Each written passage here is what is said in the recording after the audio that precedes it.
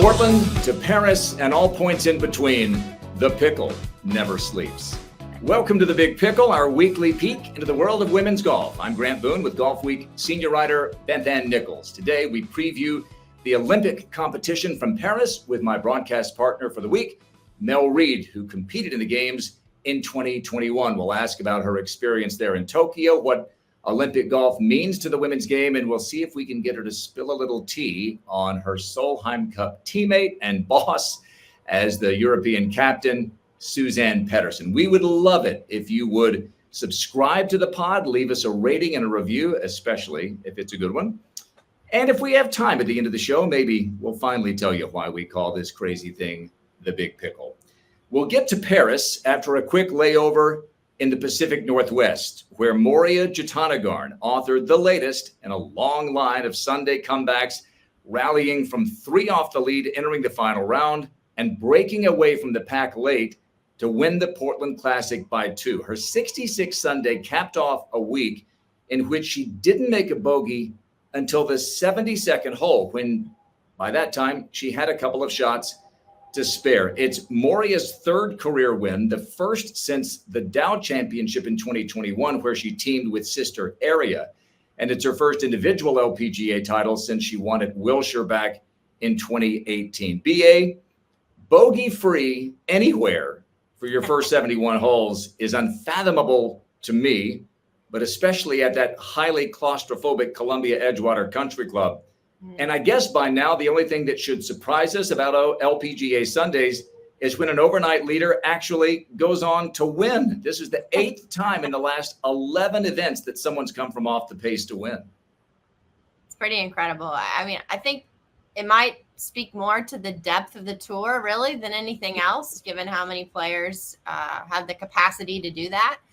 You know, I think for Moria, it sort of reminded me of her first victory in LA, in that I was just so fascinated to watch Aria's reaction and how giddy she was, the younger sister here, who obviously, you know, former #1 player in the world, first Thai player to win a major, you know, so many accolades for Aria Jatanagarn, you know, known as May, and to see the reaction that she had, just so excited and overcome for her older sister to have success. And you know, it was actually kind of funny too, you know, saying how she deserves this because, you know, Aria says she can be lazy at times. Mo, never lazy. Mo, always doing exactly what she needs to be doing, and that she deserved to have this victory and her hard work pay off. But really, it's an incredible season in general for the Thai players when you consider that this is the 4th Thai player to win on the LPGA this year, and just how far that country has come in a short amount of time in terms of having top players, you know, #1, multiple, you know, Thai players who have the ability to win majors and become #1 in the world. It's really something. Yeah, this makes, as you say, 4 Thai players to win 3 individual titles, from Patty Tavatanagit, Shineti Wanase, and now Moria Jatanagarn. And then Atthaya Titigun won the team event, the Dow Championship with Ronnie Yen. The Americans skewed a little bit because of Nellie's big run. Her 6 wins give the U.S.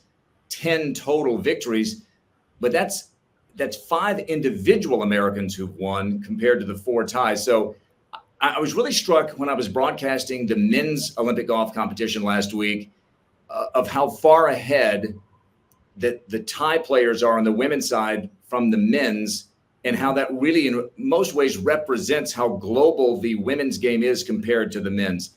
9 of the top 15 in the men's official world golf rankings are American. And when you look at this week, you've got 16 of the top 18 in the world represented in the women's competition. It's because there is just so much global parity. Think about the 2 Thai players, you know, Pachara Kongwat and Kiradet Apabanrad on the men's side, both ranked outside the top, you know, 300 in the world, not really, you know, contending and relevant on a national, you know, great for what they've done, but not relevant in terms of the best players in the world. And we just haven't seen that from Thailand China is another example. Korea, there have been a few more Korean winners on the PGA Tour in recent years, but it's been dominance from Asian players on the LPGA Tour. And I think this most recent win from Moria is a good example. She won it, by the way, on her birthday week. She turned 30. And as I'm sure you know, the same birthday she shares with Nelly Korda, who's the defending gold medalist this week at the Olympic competition. It was a wild weekend, though, and I feel like we say that every week, and so maybe we shouldn't say it's that wild, because there was such volatility on the leaderboard. At one point, there were 7 players, I think, separated by 1 shot at the very top. Andrea Lee went into Sunday, where she had won 2 years before, and she had come off a 28 on her front 9 Sunday in Canada. And Andrea had a 1-shot lead. She slipped and fell behind and wound up finishing tied for 9th after shooting 74. But there were so many players who had a chance to win for the very first time and had a chance to make massive inroads in the race to the CME Globe. Because so many players didn't play Portland, you had opportunities, I think, for a lot of players to maybe have a career week. Aditi Ashok is the only player competing this week at the Olympic Games in Paris who was in Portland. But it was Andrea Lee, and then Somi Lee came in, and Angel Yin had the lead at one point, and Russia's Natalia Guseva and Na Ren An had 4 straight birdies on the front 9 and then made an ace at the 16th hole. And it looked like she might have a chance until she bogeyed the 18th hole. Polly Mack was contending. Grace Kim was up there, and it was a really fun Sunday thinking about what it could mean for some of those players who really needed a good week. But BA, to me, the name that really jumped out all weekend was Davy Weber from the Netherlands. And I thought it was ironic, maybe karma, that she, along with her 2 Dutch counterparts, Joost Luiten and Darius van Driel, were told by their country's Olympic Federation, even though you qualified for the Olympic Games, we're not sending you. And even if you paid your own way, no, you're not going to compete. And it was because they have their own individual rules about what thresholds those players need to meet if they're going to compete in the Olympic Games and represent the Netherlands. It struck me as just so antithetical to the Olympic spirit. And then for Davy to go cuckoo low on the weekend there and have a great chance to win. I wasn't pulling against anyone, but I was pulling for Davy to play well, whether it would be to win or whatever. And she wound up having, really her best week ever as in an individual event, finishing solo 8th. What would that have done? What kind of heads would that have turned had Davy Weber, on the eve of the Olympic Games from which her own country shut her out, won on the LPGA Tour? Well, hopefully a lot of folks were paying attention from that Netherlands committee, even though she didn't win. Just the fact that she was in contention. She had back-to-back rounds where she had 7 birdies in a row in both of those rounds. So, it's just a testament to the fact that, as I just said a few minutes ago, it's the depth of the tour. And especially given the fact that it's not just can you win.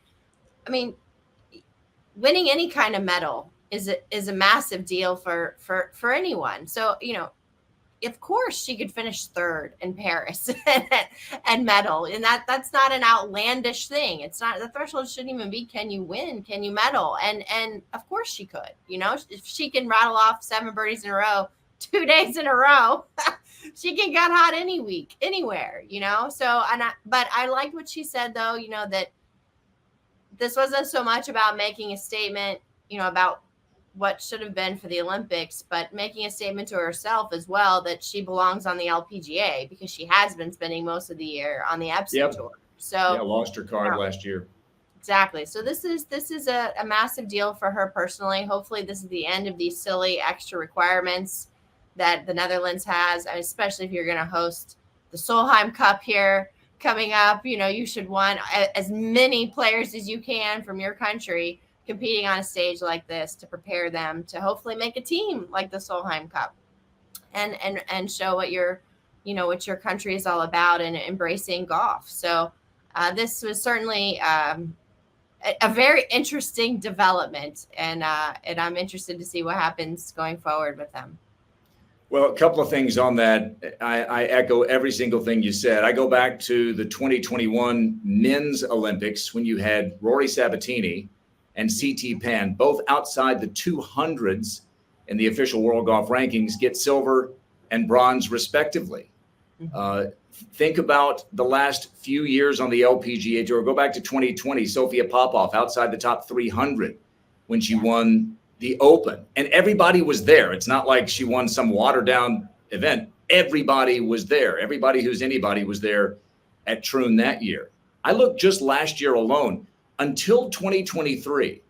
Megan Francella was the lowest ranked LPGA winner in the history of the Rolex rankings, which go back to 2006. In 2007, she was 334th in the world when she beat Annika down in Mexico. And Annika, of course, was at the height of her powers back then.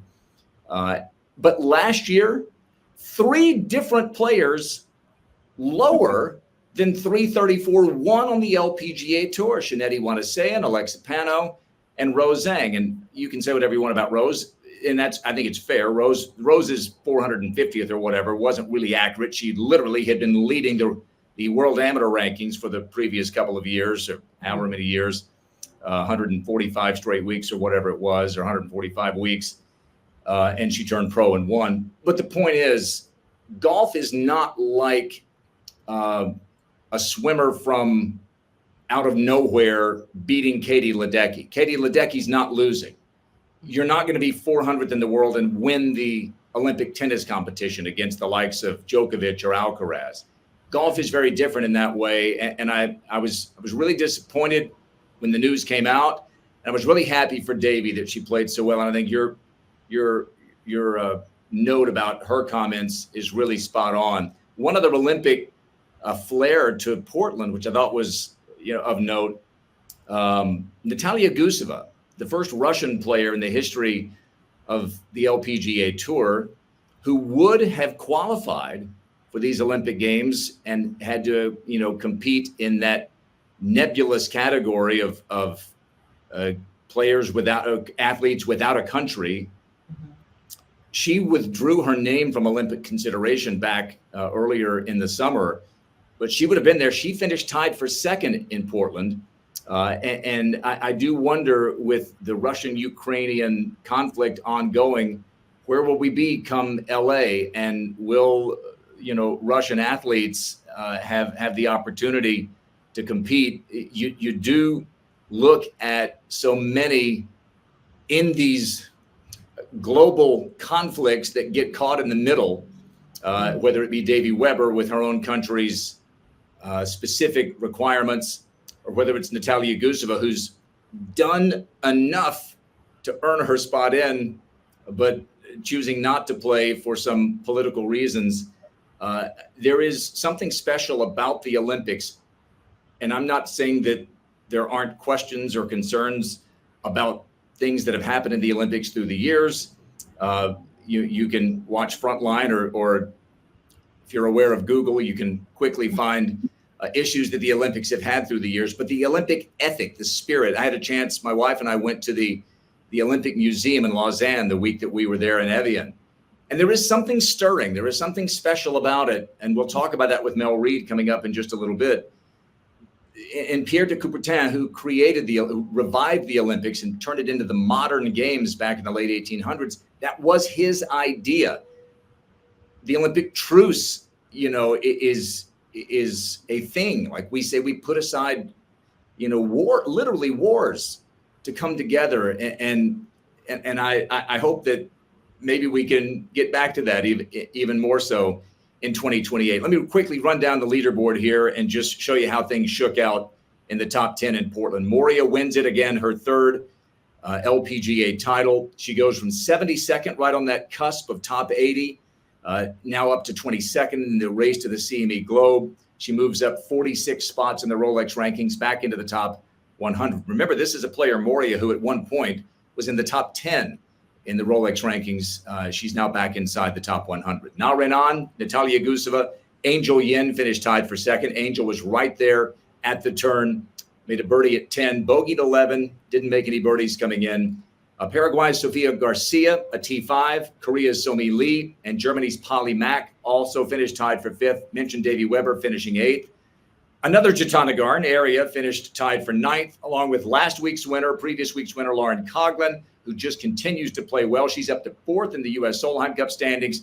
Grace Kim's terrific season continues, finishes tied for ninth, and Andrea Lee also finishes tied for ninth after leading going into the final round. The Solheim Cup implications were significant.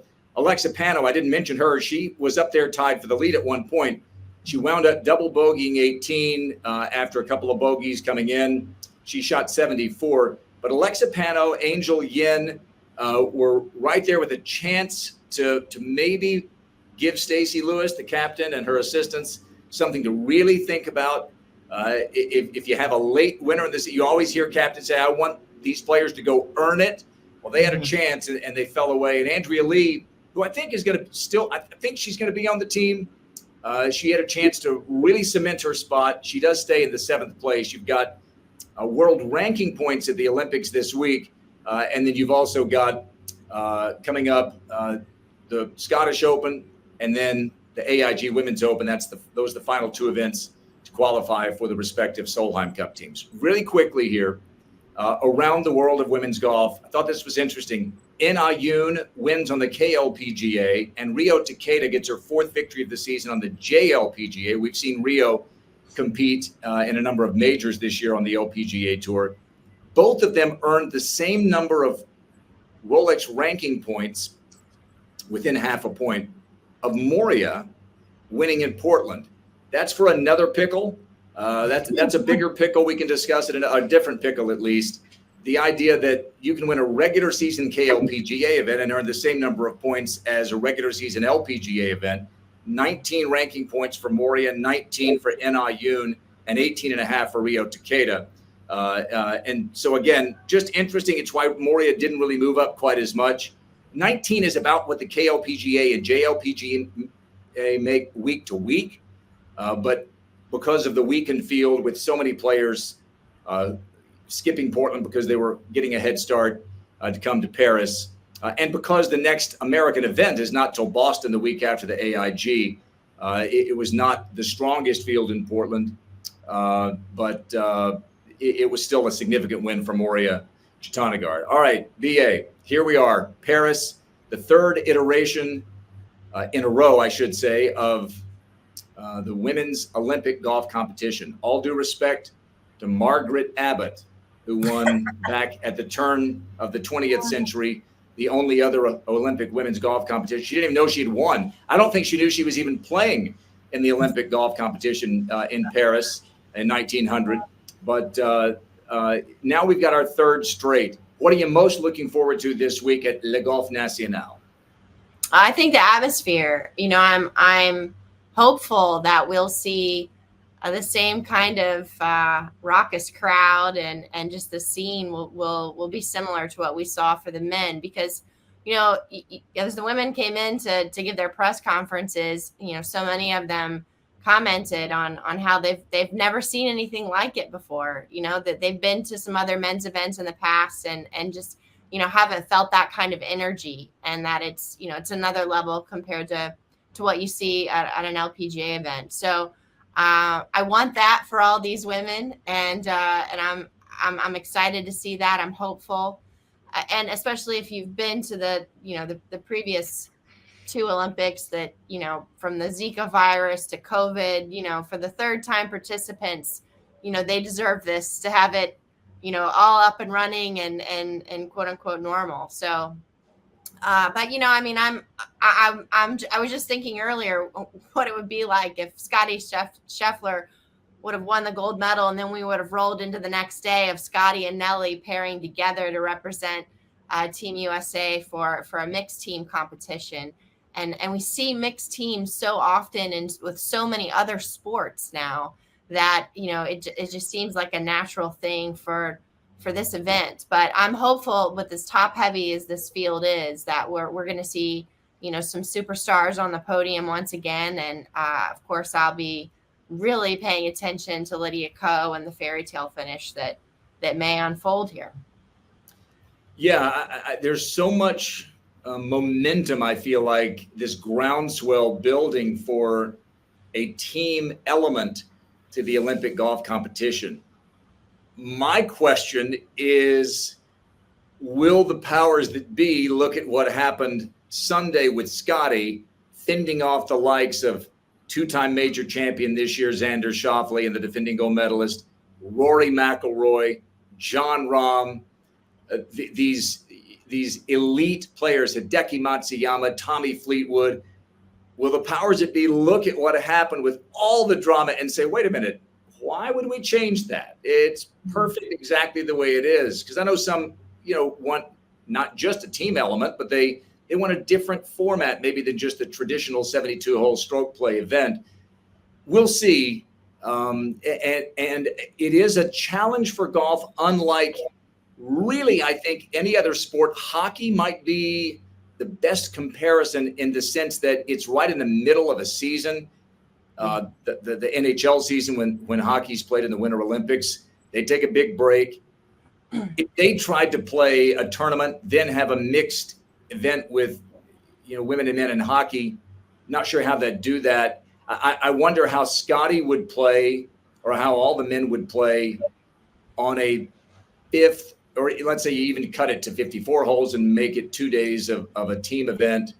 How would he play on a fifth straight day? How would Nelly or any other player, play at the end of their tournament 3 days later?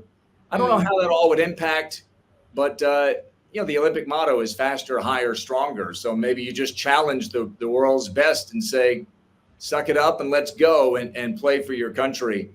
Well, I think the adrenaline of trying to win a medal would push them through that. But in terms of when you look at the hurdles that keep us from seeing a Scotty Scheffler and an Ellie Corda playing together, or a Rory McIlroy and a Leona Maguire playing together in the Grant Thornton, is that it's a silly season, off season event, and it's hard to get those top players there, and it's not a fantastic purse for the men. So finding a sponsor, to put up a purse that's going to draw those top men in at a time when it's an off season, or to somehow make it an event that gets rankings points and makes it official, makes it more lucrative for them and worth their time. That we might not ever see that unless they decide to change the President's Cup. This might be the only way that we actually get to see the top men and women, do this, and that's because they're competing for a medal, and they're already there, and it's only 2 extra days. And I don't know. I just feel like it's not really a big ask when you look at the potential of it and what it could mean to bring the men and women together, and how many more people who don't normally pay attention to the women's game would, because they would have the male stars there. So I don't know. I'm still hopeful. All your concerns are certainly valid, but I'm still hopeful. Well, if there was ever a place to try it, it would be Los Angeles, when the vast majority of the competitors, make their home in North America. Mm-hmm. No offense to those who come from abroad, but that would be the place to do it. I think you're not having, your travel's easier. It's, you're not going, on the other side of the world. So we'll see what happens there. We say this every week: picking a winner is not really what we do on the Pickle. And it seems harder than ever to try to handicap a field in women's golf, given how this season has gone. For about 2 months, it was easy. You just pencil Nelly Corda's name in there. Right. But now as we look at it, Nelly last competed at the Amundi Evian Championship, which was a month ago. She spent some time here in Europe, didn't come back to the States to play any. I think she has rested. The last time she took this long of a break, she came back and she won 5 straight tournaments. And so I look at it, and I guess it would have been 4 straight tournaments to make it 5 in a row from her win back in January. And then she took 7 weeks off, came back and won all those tournaments in a row.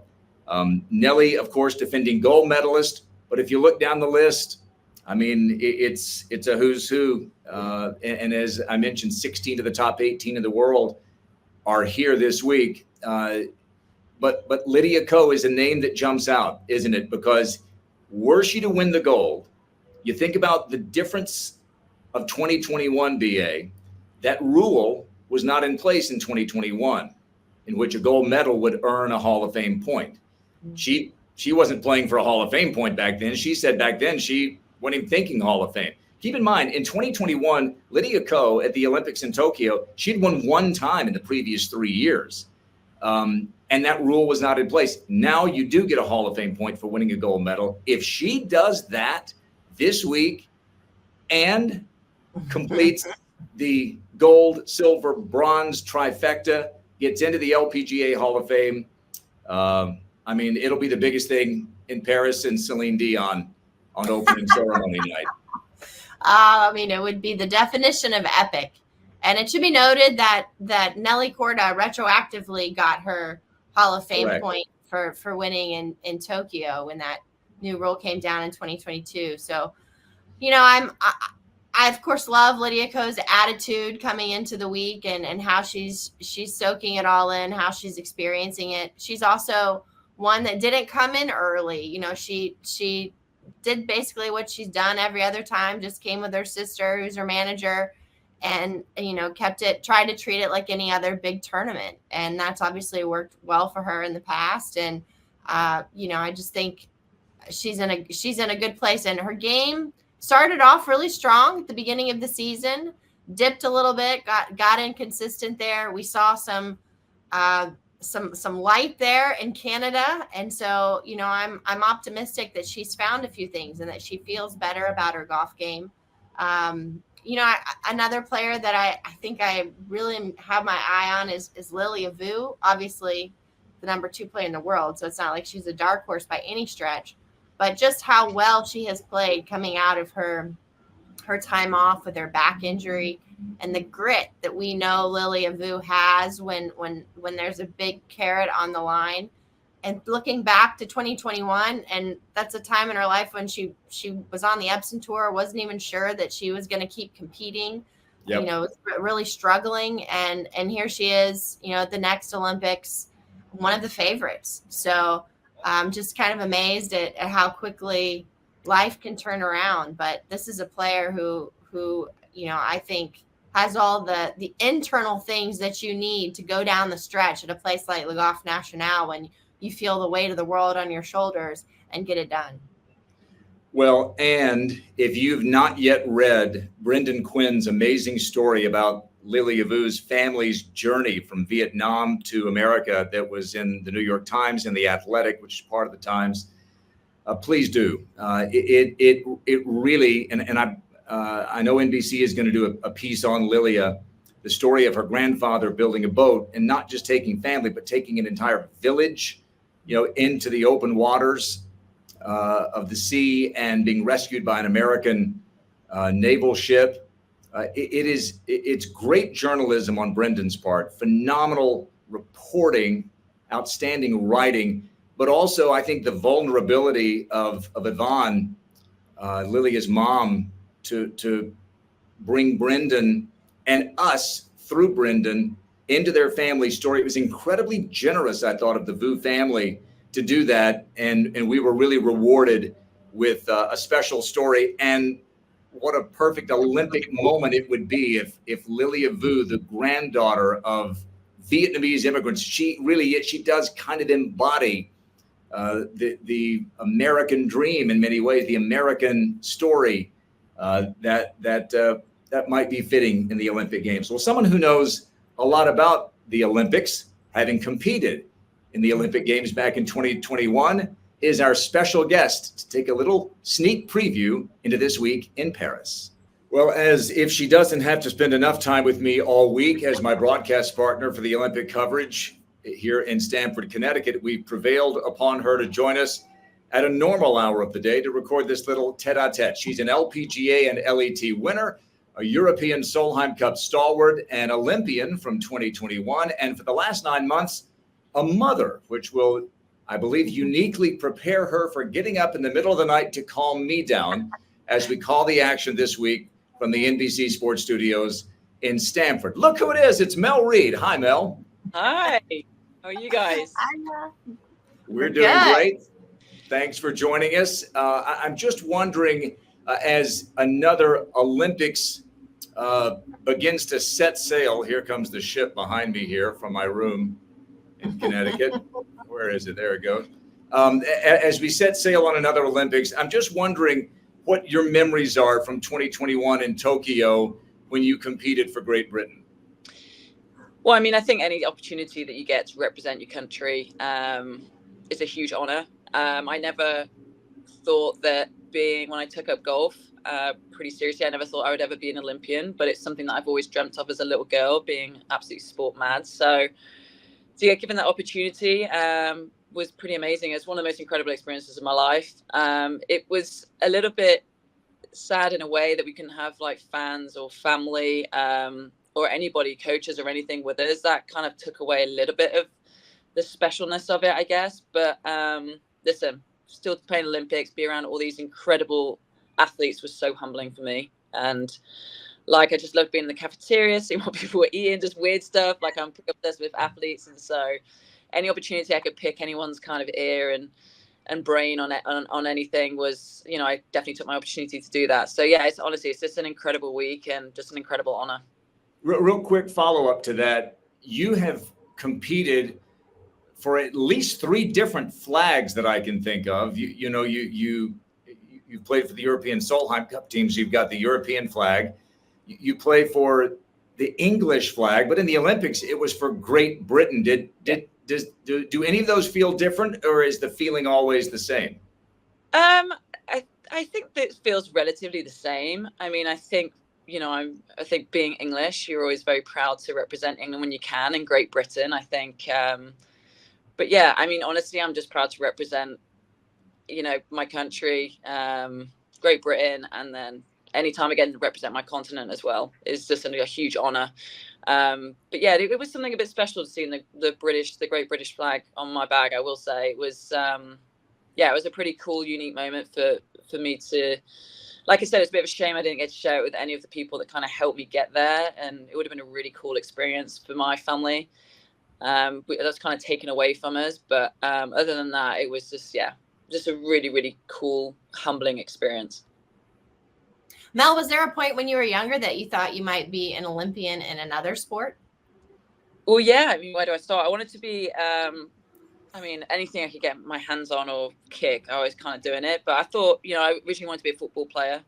So I thought maybe that was an opportunity. And then I wanted to be a professional snowboarder. And I thought that would be pretty cool to do like a summer and a winter Olympic Games. Like, I thought that would have been a cool feat to do both. But they don't coexist quite as well, a snowboarder and a footballer. So, and then I took up golf. I just immediately fell in love with golf, but I never thought golf would be in the Olympics, to be completely honest with you. And so, when it came to Rio, I really wanted to make that team, just missed out. And then, it was one of my goals for the next 4 years was to make it to Tokyo. So to be able to do that in whatever context that the Olympics was in at that stage, and the world was a bit of a weird place with COVID, I was going to grab it with both arms and try and enjoy it as much as I could.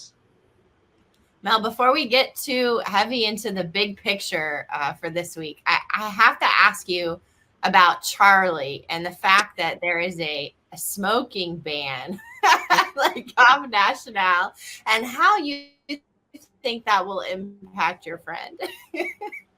My good friend Charles. I don't think she's ripping darts anymore. I think she's gone back to the vape.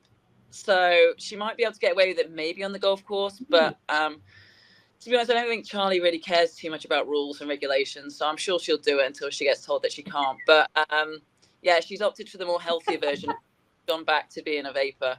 So from the last time I spoke to her a few weeks ago, she's now back to vaping.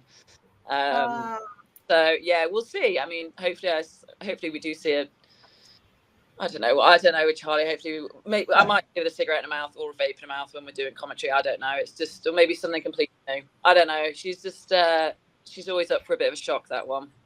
Yeah.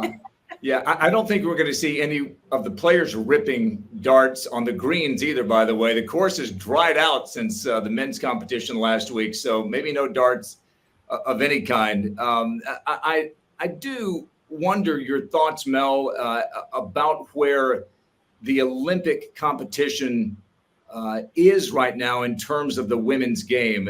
It seems to me, and maybe Tokyo is not the best example because some players didn't go simply because of some of the rules and regulations of travel. But it seemed to me that the women's game was an early adopter of what the Olympics could mean to the game of golf. I feel like the men were far more hum-ho about it. A lot of guys didn't go to Rio. The travel issues were the same for them in 2021. I do think when you see the number one player in the world rally late, as Scottie Scheffler did on Sunday in Paris, and then break down as he hears his national anthem being played, I feel like that was a tipping point for the guys. And the majors are always going to be big, I feel like. But that seemed to shift for them. The women seem to get it early on. Am I wrong on that, or do you agree? No, I don't think you are at all. I think that, I think that at the start, when it was in Rio, not trying to put any words in people's mouths, but I don't think it was really that. I think it was really to, a lot of the guys, they play for gazillions of dollars each week. This you don't get paid for. But I think when they saw, say, Justin Rose, winning a gold medal, I think it changed a lot of opinions. And then again, I think when Xander won a gold medal, I think that changed a lot of opinions, thinking actually that would be really, really cool. So I definitely do feel like it's shifted. I think for us as women, we've always thought it would be awesome to be in the Olympics. I feel like you said, I do feel like the women's game was kind of on track and very much excited to be able to play in Olympics, or the possibility of playing in Olympics, whether we got paid or not. I just think it was more of a passion, and more of a privilege and an honor. I'm not saying that it wasn't for the men, but I think that it can be quite difficult when they do play for astronomical amounts of money that they do. And so, yeah, I definitely feel it shifted. I think you saw what happened to Scotty on the last day. You saw the emotions when he got that gold medal. Tommy Fleetwood the same, winning silver. And also Hideki, I think, we had 3 great medalists that week. It was honestly one of the most exciting golfing events I've seen for a while, coming down that stretch there. And so, yeah, I think it's done the men's game a lot of good. And I definitely think that it's perking people's kind of ears up that probably didn't think that the Olympics was going to be that important to them. I definitely feel like they've shifted that now and think it'd be really cool what a way to represent your country, and what an honor it would be to win a medal in Olympic Games. Mel, back in March, the AP's Doug Ferguson broke the story that it looks like we're getting closer to a mixed event in 2028 for the Olympics. And it's perhaps going to happen in between the men's and women's competition for a couple of days. A lot of details still being sorted out. But what do you think that would do for the women's game in particular to play alongside the men for a medal? I just think it'd be really cool on both sides. I think, it would be great if we played at the same time. I think it just brings, 2 weeks of golf is a lot, and you either kind of pick men or women's for a lot of people. Mm-hmm. I think having them, as a mixed event, having it on at the same time is a lot more fan friendly.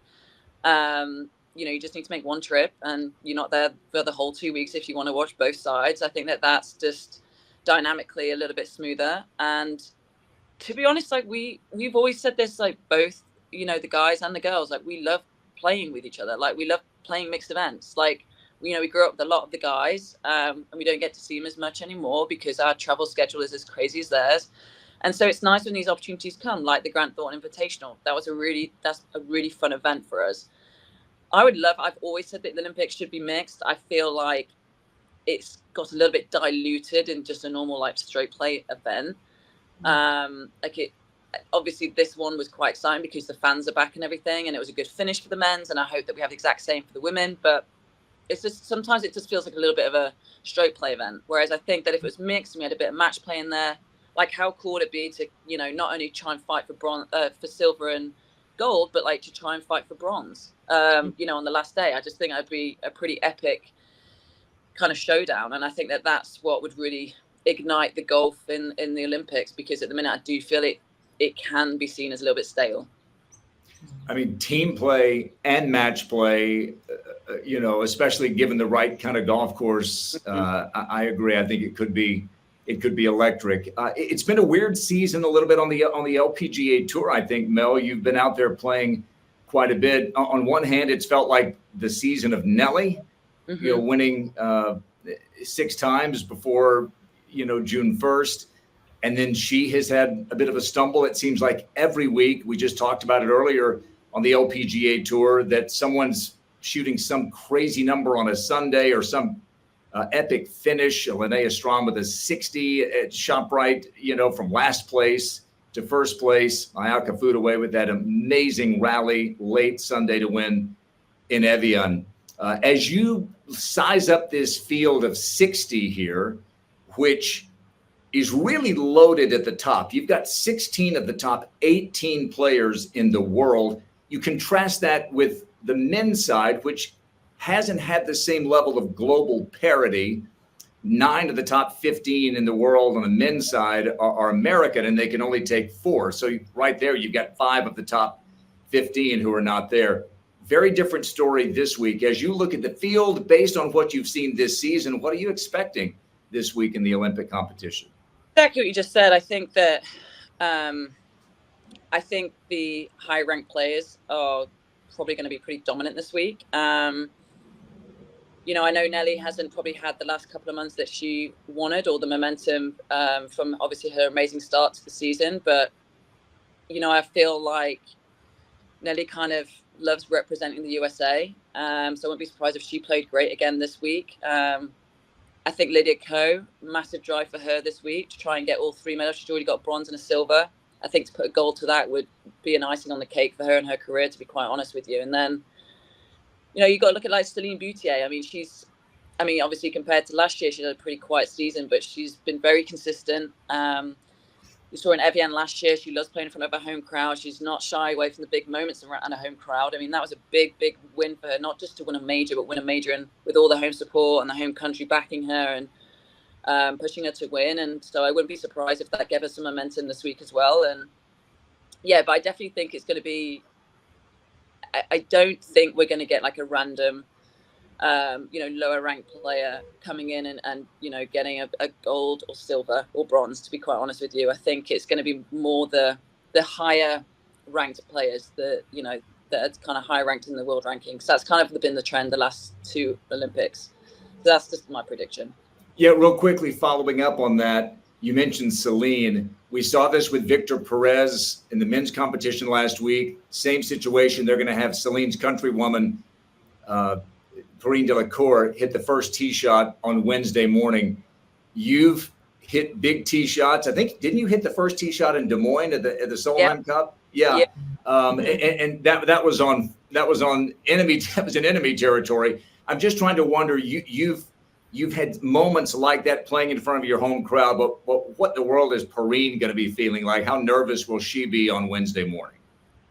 Yeah, I mean, obviously you're going to be a little bit nervous. It's not the easiest tee shot either, to be honest, on that first hole. But I think, I mean, what an honor. I mean, I got to hit the opening tee shot at the AIG Women's British Open last year as well, and that was, weirdly enough, there was 6 a.m. in the morning and nobody was there, but it was honestly one of the greatest honors of my career. I don't know, it was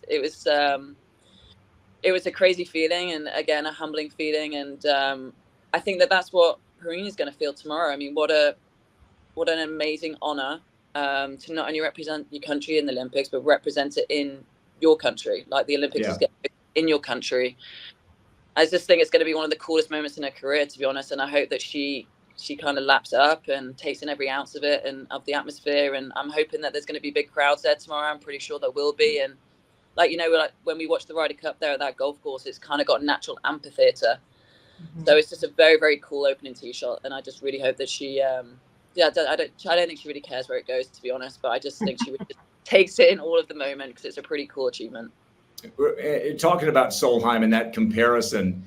We've got another Solheim Cup coming up here in a very short time, in just about a month's time.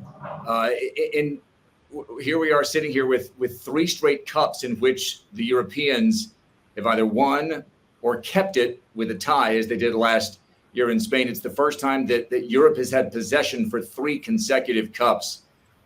Take us back to when you first started playing Solheim Cups and as you watched it growing up. What kind of a spectacle has the Solheim Cup become, and what has it meant to you personally?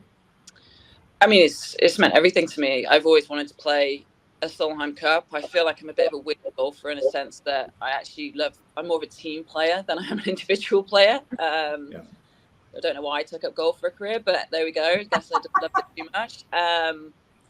Listen, Solheim, I think, has always been one of the biggest showcases of golf, not just women's golf, but golf. I think you'll ever see. It's passion, it's emotion in its rawest form.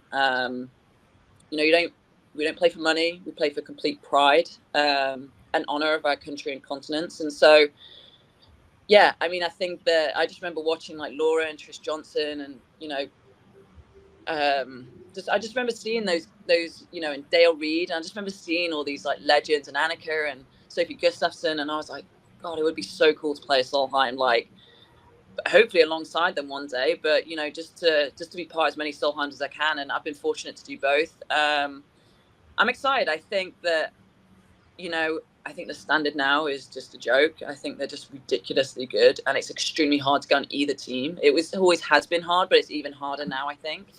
And so it's even more of an achievement, I think, to get on a Solheim Cup team now with the strength and depth in these women is just pretty astonishing.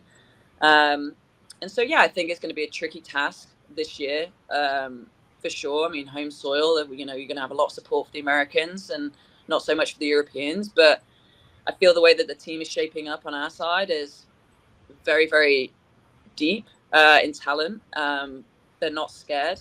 I think that, at times we've been a little bit, I think both teams have been scared to play away games. I think that the European women now are just not scared, which is awesome. I feel like the camaraderie between the team is great. But again, very strong American team. They've got great camaraderie, great strength as well. And so it's going to be a fantastic kind of showdown between the two for the Solheim Cup, I think.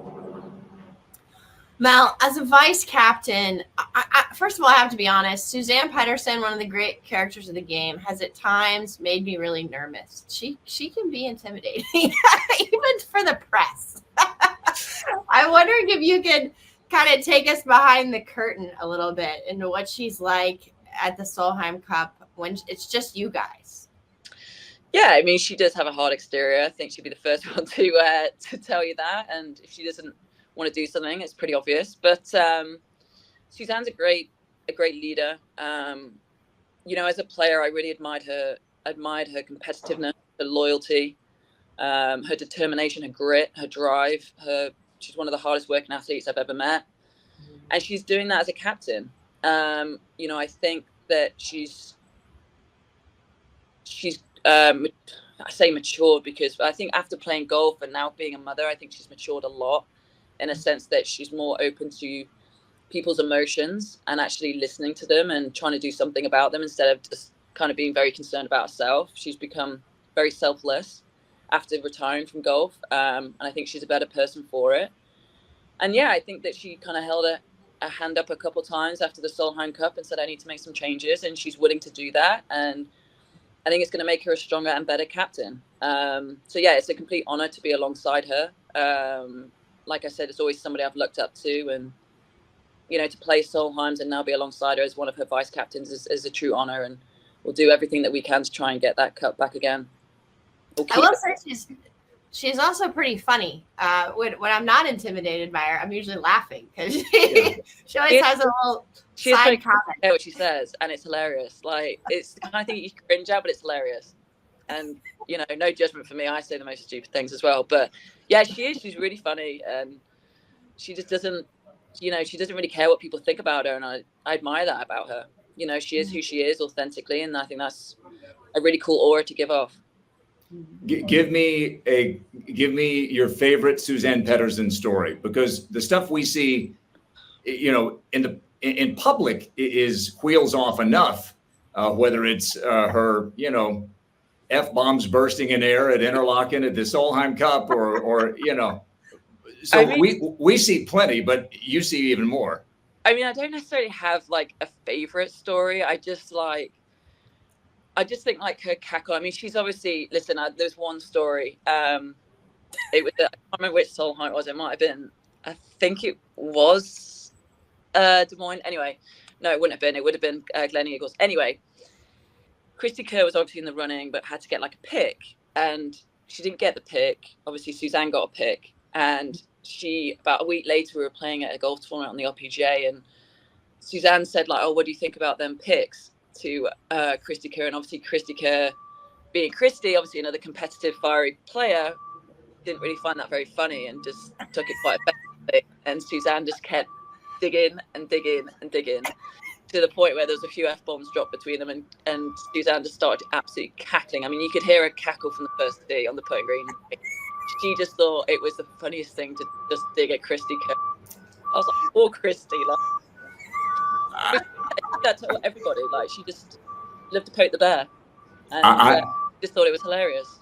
I find all of that, including the F-bombs flying, completely believable. So I got to ask you this: how much would, if at all, you want to be a European Solheim Cup captain? It's a tough question to answer. I've always wanted Laura to do it before I would ever consider it. So I don't know if she's going to do it or not. I really hope that she would, because she would be an incredible captain. I mean, I think she's an unbelievable person, but she'd be a great captain. And look, I think that if there was an opportunity there, I would obviously, it would be an honor, depending where I'm at in my life. But yeah, I mean, of course, it's one of the greatest honors I think you can have with someone who, been part of so many Solheims, and I just have always thought Solheim's in my blood, and I love the whole week. It's one of my favorite weeks it's my favorite week every 2 years to play or be part of. So yeah, I think if the opportunity was there, it would be very hard for me to turn down. Well, this week is going to be a fun one for me to be part of. I get to sit next to you for 4 days. So thank you for taking time. Enjoy your last normal day. Yeah. Of a schedule.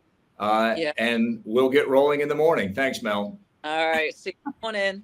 Thank you. Well, BA, Mel covered a lot of territory, including, what Charlie's smoking these days, Suzann Petterson's colorful language and sense of humor. What'd you think about what Mel had to share with us? Well, Mel's always good for some stories, and I will say, having sat alongside her a few times now, as she dives into this TV role that she's doing on the side, still playing competitively, but she's just so good at it. My goodness, I know you're going to enjoy sitting alongside her for this broadcast. But I think I really found interesting her experience in the Olympic Village. Obviously, players this week aren't staying in the Village, but for someone like Mel, who's a more multi-sport athlete and, wanted to compete in so many other Olympic sports, I just thought it was really interesting what she was gleaning from different athletes around the world and what they were doing to become the best at what they do. So I think a lot of times we hear that storyline that, I didn't dream of being an Olympian. I never thought golf would be in the Olympics, but and yet so many of these players grew up watching the Olympics and dreamed of being, the best at what they do. And so I just think there's a lot of synergy there, even though golf is a late comer to the party. Here in the home of Les Mis, they dreamed a dream, and now it comes true for so many of them, and it's going to be great fun. Thanks to Mel Reid for joining us today. It all gets started bright, it's not bright and early, it's just early. It's before it gets bright, actually. 3 a.m. for a second straight week, from 3 a.m. Eastern time in the U.S., 9 o'clock Paris time. Steve Sands, Morgan Pressel will be in the booth in Paris. Tom Abbott will be calling odd-numbered holes there, fitting as odd as he is. And then Karen Stupples and John Woody Wood the great caddy, will be on the ground. Our team will be covering it, producing it from Stamford, Connecticut, the NBC Sports Studios. And again, Mel and I will kick things off at 3 a.m. Eastern time. Then we'll turn it over to the gang in Paris about halfway through. So 9 hours of coverage, 8.5 to 9 hours of coverage, Wednesday, Thursday, Friday, and concluding with that podium Saturday with the gold, the silver, and the bronze. Remember, they play off to determine who wins the medals if there is a tie. There wasn't in the men's competition like there was in 2021 when 7 players tied for third and CT Pan won the playoff. And then remember last year, it came down to Monet Inami, our last Olympics, Monet Inami and Lydia Ko. And Nelly won by a shot, but Monet and Lydia played off for the other medals. Monet won the silver and Lydia won the bronze. And we'll see who is at the top of the podium come Saturday. So thank you for listening to The Big Pickle again. Reminder, please subscribe to the pod. You'll get all the latest episodes. Leave us a review and a rating. We're out of time, so maybe after the Olympics, we'll finally share with you why we call this The Big Pickle. For Beth Ann Nichols and our engineer, Chandler Hopeful, I'm Grant Boone. Join us next week as we reopen the jar for another Big Pickle.